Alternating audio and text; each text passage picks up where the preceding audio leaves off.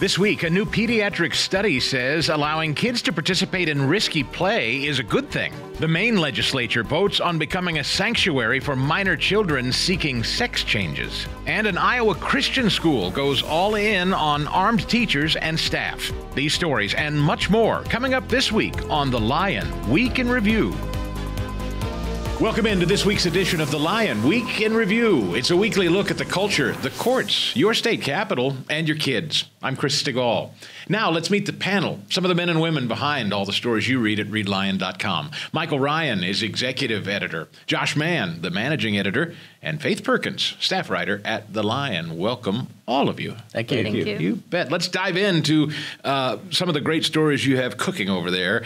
I thought this was a great one to jump off today, to kick off the show, and that is encouraging risky play. Josh Mann, what does risky play mean? There's been a new study out that says that's something parents ought to encourage.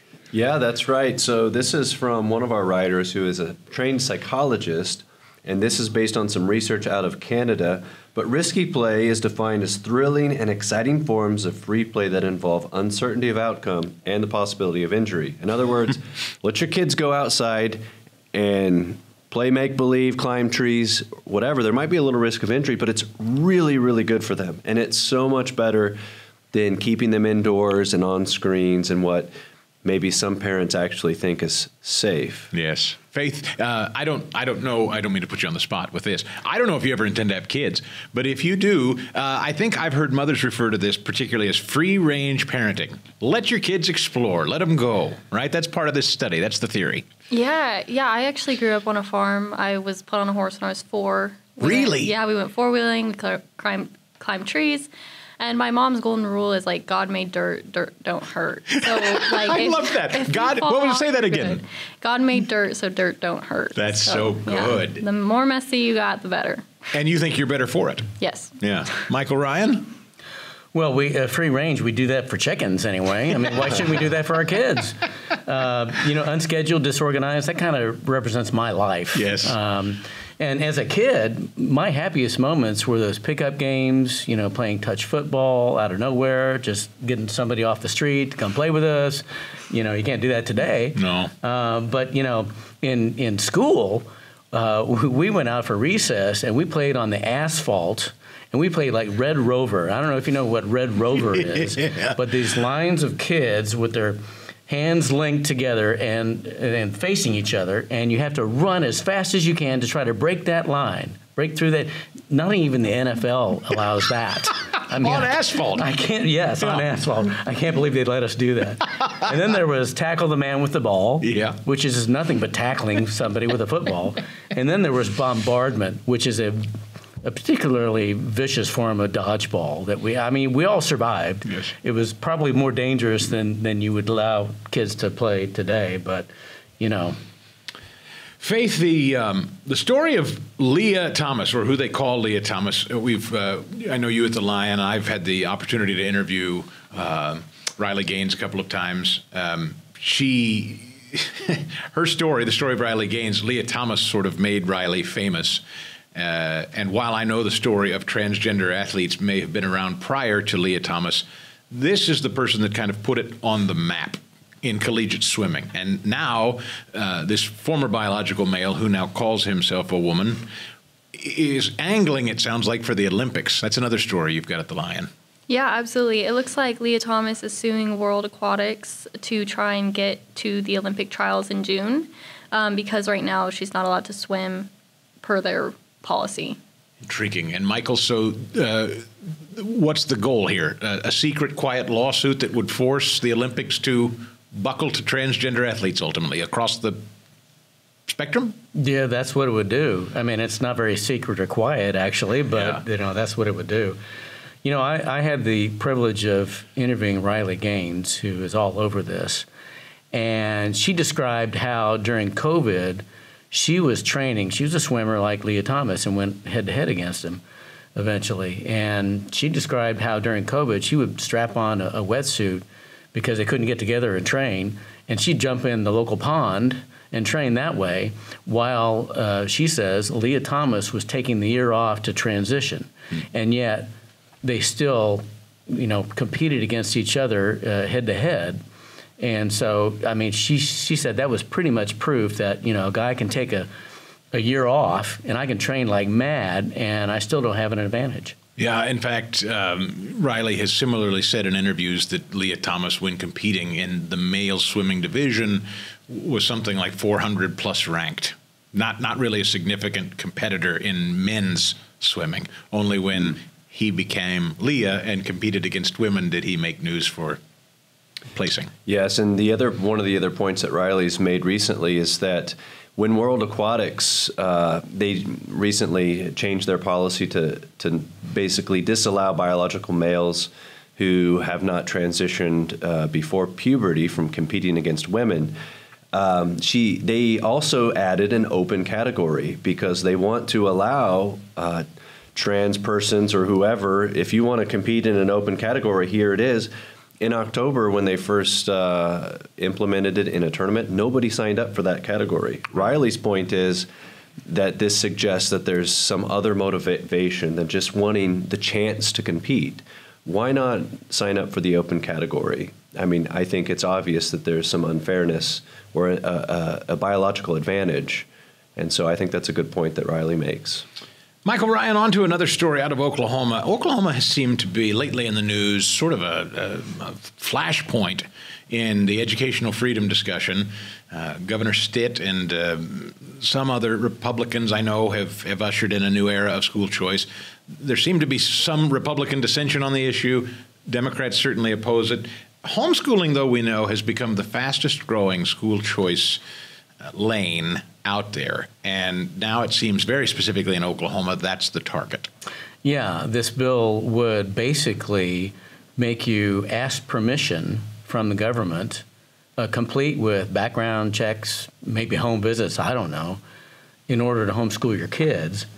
And, it would seem to fundamentally change the relationship that we have with our government. A lot of folks like Moms for Liberty like to say, we don't co-parent with the government. This would make you co-parent with the government. I mean, they would look at you to see if you're fit enough to homeschool, which is really an amazing growth of government if it passes. I know that the Washington Post, Faith, and others are now starting to really do deep dive analysis into homeschooling because they're seeing it's growing. As I mentioned, oddly, New York City, you would not think it, but New York City is the place that homeschooling is exploding the most. So you have these folks that are, I guess, now talking about it in a way that it's suspicious, or maybe it's not being done right, and only the government's looking in to approve it at every turn is the only way you can sanction somebody's homeschooling experience. I mean, obviously, for 40 years they've been fighting to have the right to homeschool their children. This would be a tremendous step backwards, obviously. Yeah, and one of the points they made was that it could lead to child abuse. But there's already laws to protect children from child abuse that don't hinder homeschooling. Yeah. In what way, Josh? Expound on that a little bit, the abuse. So I think one of the concerns, ostensible concerns of this Democratic sponsor of the bill is child abuse in the home. But we've seen actually in the Washington Post and others, this kind of becomes one way to target homeschooling. That's how the homeschool community feels anyway. They'll cry foul about the potential of child abuse, but when you look at the frequency of child abuse within homeschooling and outside of it, there's no correlation. And so, and just as Michael explained, there is legitimate concern that these laws will apply to everybody. So it doesn't really matter whether or not there's a suspicion of abuse. Further, the background checks are not only on the parents, but any adults living in the home and any adults who may assist in the child's schooling. So there are even Christian schools in the state that are concerned because potentially if that school offers classes or instruction to homeschool families, which is pretty common in Christian schools, they'll allow a homeschooler to sign up, then they too will be subject to these background checks and potentially be entered into a government database.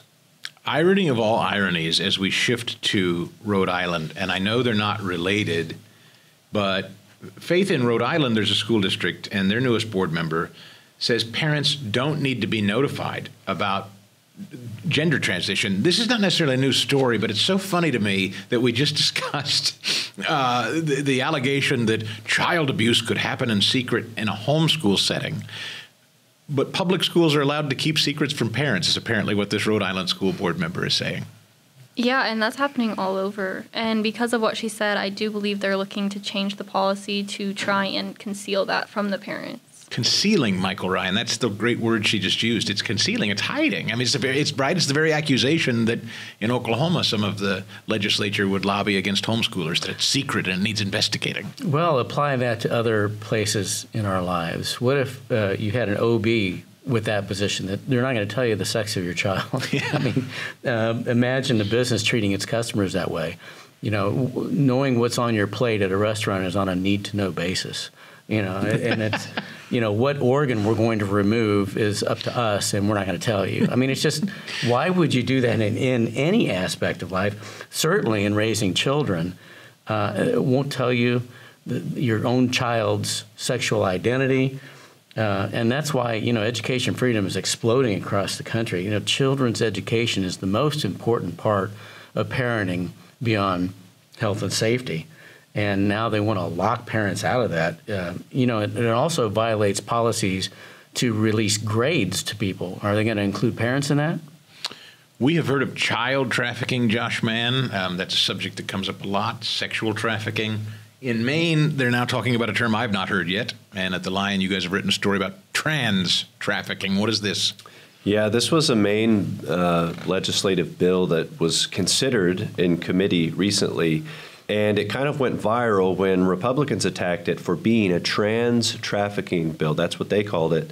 The criticism, well, what the bill would do is essentially give temporary jurisdiction over children to the state of Maine. So basically, if a child from another state who cannot receive so-called gender-affirming care, what critics might just call sex change treatments, if they can't receive that in their state. So, for instance, Ohio that just passed this, yes. For instance. An Ohio child could move to Maine and just come on over, and the state will get custody, and then the child can receive those procedures. And so essentially, though, that would be transporting a minor, which sounds kind of like trafficking, hence the criticism that this is a trans trafficking bill. And after outrage and a letter writing campaign, they actually nixed it 12-0. So even the Democrats joined the Republicans. Oh, wow. And so they did squash it, but that it was considered in Maine, I think, says something. This is a close cousin, Michael Ryan, too. I think when Roe versus Wade was overturned, states started some states outlawed abortion while other states said, well, come over here and have an abortion if you'd like. And there was this debate about crossing state lines. I guess some people in Maine see this as similar. If a child wants to have transgender surgery as a minor, come on into Maine, and we'll do it here instead. It's the same concept. Yeah, and Josh, you can correct me if I'm wrong, but I think, didn't they explicitly allow for that trafficking from other states in this bill? Yes. Yeah, wow. Well, it tells you something, too, that even the people who were behind this voted against it. So it's a good idea one week, and it's a bad idea the next. It makes you wonder, how well thought out are these proposals? You know, this is sex change tourism for kids. It's just outlandish. It's unbelievable that they would allow that. And you have to wonder, is it a rogue parent that can take the kid to this state for that sex change operation? Or could the kid hop a train and go themselves? I mean, it's just wacko. Yeah, it is. And Faith, we turn to Akron, Ohio. You know, we're hopping all over the map. That's what the Lion does. They cover news stories all over the country. And back to Ohio, as I just mentioned a minute ago, this is actually about school unions. So the school board in Akron approved online tutors, which seems benign enough. That seems harmless, online tutoring for kids in public school. What's the problem, Faith? Yeah, so the union is accusing the school board of trying to privatize education, and they're also accusing them of deleting footage from the meeting. Oh, all right. And that aspect of the meeting happened, well, there was a discussion in a closed session. That's what the union took exception to. I see. After that closed session, the board voted publicly to approve a contract with Varsity Tutors to provide some 2,400 tutoring hours to its students, who, by the way, are struggling immensely with reading. And so, as Faith said, the union took exception to that. And in the lawsuit, though, it's interesting, the union also does not want the judge to allow the district to approve any private contract with a tutoring company while the litigation is pending. And so it seems like the union really doesn't want to hire tutors for the kids. Now, ostensibly, that's because they want their own members to have more work, but they can't fill the tutoring jobs that are vacant right now. Yeah. So it really comes across as looking like the union is just upset and really standing between the kids and the tutoring help that they need. This is the private sector, Michael Ryan, stepping in where there's a void, and I suppose that's a threat to a union arrangement. Yeah, I mean, years ago, you wouldn't think that teachers would look at tutors as competition. Yeah. But now that's the case, apparently. And then to claim that this is somehow replacing teachers or privatizing education by getting a tutor, I looked it up in the thesaurus. There are words for that: hysterical, hyperbole, hyperventilating, and hypertension. Tutors don't replace teachers, they complement them. But having said that, how the school board handled this may indeed be an open meetings violation if they were required to do such things in open bids. Interesting. Well, I know you'll continue to follow that story. Now we shift to Iowa, one of my favorite states, selfishly. My mother's from there. I have relatives there. I love what they've done with school choice there personally. But now on top of all of this, you've written a story about how Iowa Christian schools are introducing new armed staff policies, Josh. Yeah, and this particular school has just started to go public with their policy, and the local media has been interested. And you know, this is debated around the country. Public schools, Christian schools, all kinds of schools debate how do we protect our students. And this, but I think what's interesting about this Christian school is they have worked very closely with law enforcement officials, and their policy requires extensive training for staff that are armed, and they don't disclose exactly who is armed publicly for privacy reasons. But the superintendent was extremely excited about it and reported that about 95% of the feedback they've got is very positive, because parents are really concerned about school safety, and they feel safer at this school because of their policy. Faith, I don't know how much writing you have done about school safety and armed teachers, and this is a huge debate, obviously, always when we've seen it in both public school and even, sadly, tragically, in the Nashville Christian school shooting. Do you think generally, or could you guess, whether most Christian schools in particular are supportive of the idea of armed teachers, or do you have any sense of it? I know maybe that's just a guess, or have you read or heard anything about it? So I don't know about a majority, but my old private school actually just implemented a policy earlier last year that allows the teachers to have weapons or firearms at the school. Very interesting. Michael Ryan, is this going to be a growing trend, if it's not already? I say trend, maybe it already exists. Well, it's been talked about for years. I can tell you that the nuns in my school were armed with certain weapons. With rulers. Yes. Yeah. And yardsticks. Yeah. It's hard to believe, on a serious note, that schools are such soft targets so many years after Columbine and so many school shootings in between. It's just amazing. You know, lots of employees in different industries are armed, and it seems to work out okay. But these folks in Iowa looked at the facts, and the facts discovered were that response time in the case of an active shooter would be 7 to 11 minutes. And I think they discovered what most homeowners already know, and that is that the defense of your property is up to you primarily. Well, before we head out and wrap up today's show, I always like to ask the panel about their favorite stories at the Lion, stories that they think are of particular interest to them or maybe to you. So, Michael Ryan, we start with you. What's on the top of your list today? Well, I really like this one. Missouri senator accuses Planned Parenthood of illegal activity after video reveals it traffics minors out of state for abortions every day. There appears to be a traffic jam in trafficking. Wow, that's really a stunner to read about. Faith? We touched on this story a little last time, but Liam Siegler wrote a story where he talked to millennials about their beliefs in abortion. Oh, yeah, that's a good one. Liam was great last week, and one of the things that I think he gives great perspective on is, as you say, the young person's perspective. And from the data I read, it's changing pretty dramatically, so we'll look forward to reading that. Josh Mann.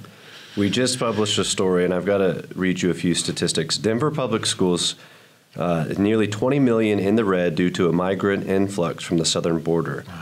The school district there is facing a $17.5 million shortfall in their budget after nearly 3,000 students have started attending and enrolled in their schools at no cost. This is among 40,000 migrants that have arrived in Denver in just 1 year. This is a city of 700,000 people. The mayor says he thinks the city will need an additional $180 million in 2024 to cover the added expenses that the migrants collectively are costing the city. Wow. And this isn't just Denver, it's Chicago, Boston, D.C., New York. They're all dealing with something like this. And, of course, we're now hearing about mayors turning hotels, hospitals, and school buildings into migrant shelters as opposed to what they're used for. Yeah. So it's an issue. I know you're all following these stories and many, many more. Great stuff this week, and that'll do it for us. I hope you'll always check out readline.com to keep up to date on the latest news every day. And until next time, for all of us at The Lion, thanks for downloading the show.